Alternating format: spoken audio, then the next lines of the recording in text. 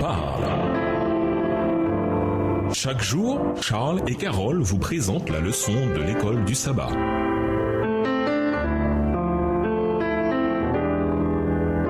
Bienvenue dans votre émission. Dieu nous parle. Nous voilà à la leçon de lundi, usure de compassion. Un grand nombre d'entre nous aimeraient faire davantage pour faire une différence dans la vie de ceux qui souffrent, en essayant de ne pas laisser nos bonnes intentions se noyer sous tous les maux du monde. Il y a un certain nombre d'attitudes et d'actions qui peuvent nous aider à avoir les bonnes réactions face aux personnes qui en ont besoin. Premièrement, compassion. Comme nous l'avons vu, reconnaître et avoir de l'empathie pour la douleur de ceux qui souffrent constitue la première étape vers l'action. Nous avons besoin de grandir et de maintenir notre sensibilité envers ceux qui souffrent. Aujourd'hui, les gens parlent d'usure de compassion. Cette idée selon laquelle nous sommes tellement exposés au chagrin et à la tragédie que beaucoup d'entre nous se lassent à la longue des nombreuses causes qui exigent notre énergie émotionnelle et notre soutien financier. Jésus avait une conscience aiguë du mal et de la douleur autour de lui. Cependant, il demeurait compatissant. Nous devons suivre son exemple. Deuxièmement, l'éducation. Du fait de la complexité des nombreuses situations d'injustice et de pauvreté, écouter et apprendre ce que nous pouvons de ces situations est important. On a vu beaucoup d'exemples où des gens bien intentionnés ont fait des dégâts dans la vie d'autrui en essayant de les aider. Il ne s'agit pas d'une excuse pour ne rien faire, mais nous devons chercher à nous impliquer de manière éclairée et réfléchie. Troisièmement, la prière. Quand nous voyons un problème, notre première pensée est de passer à l'action de manière pratique. Mais la Bible nous rappelle que la prière est pratique. Nous pouvons faire une différence dans la vie des pauvres et des opprimés par nos prières en leur faveur et en faveur de ceux qui ont autorité sur eux. Voir 1 Timothée 2, les versets 1 et 2. Et aussi en cherchant la direction de Dieu pour savoir comment apporter une réponse adaptée quand nous offrons notre aide. Voir Proverbe 2, les versets 7 et 8. Quatrièmement, les attentes. Autre élément important quand on œuvre au soulagement de la souffrance, c'est d'avoir des attentes adéquates, étant donné la complexité des circonstances sociales, politiques et personnelles. Notre espérance devrait être de donner le choix aux gens ainsi que des occasions qu'ils ne pourraient pas avoir autrement. Parfois, ce que les gens font de ces occasions nous déçoit, mais nous devons respecter leur choix. Quelle que soit la manière dont nous essayons d'agir en faveur de ceux qui souffrent, notre principe directeur devrait être de tout ce que vous voulez que les gens fassent pour vous, faites-le de même pour eux. Matthieu 7, le verset 12. Lisons Jacques 1, les versets 5 à 8. Quel rôle la prière devrait-elle jouer dans l'action chrétienne? Qu'indique Jacques 2, les versets 15 et 16 sur la manière dont nous pouvons contribuer à répondre à nos prières pour les autres? Jacques 1, les versets 5 à 8. Si l'un de nous manque de sagesse, qu'il la demande à Dieu, qu'il la lui donnera, car il donne à tous généreusement et sans faire de reproche. Il faut cependant qu'il la demande avec foi, sans douter, car celui qui doute ressemble aux vagues de la mer agitées et soulevées par le vent. Qu'un tel homme ne s'imagine pas obtenir quoi que ce soit du Seigneur. Son cœur est partagé, il est inconstant dans toutes ses entreprises. Jacques 2, les versets 15 et 16. Si un frère ou une sœur sont nus et manquent de la nourriture de chaque jour, et que l'un d'entre vous leur dise, allez en paix, chauffez-vous et vous rassasiez, et que vous ne leur donniez pas ce qui est nécessaire au corps, à quoi cela sert-il? Et nous vous laissons avec la question du jour. Dieu nous demande de défendre la cause des pauvres, des veuves et des orphelins. Pourquoi une telle demande? Qu'est-ce que cela a à voir avec notre relation avec lui? Au revoir. Et à demain si Dieu veut.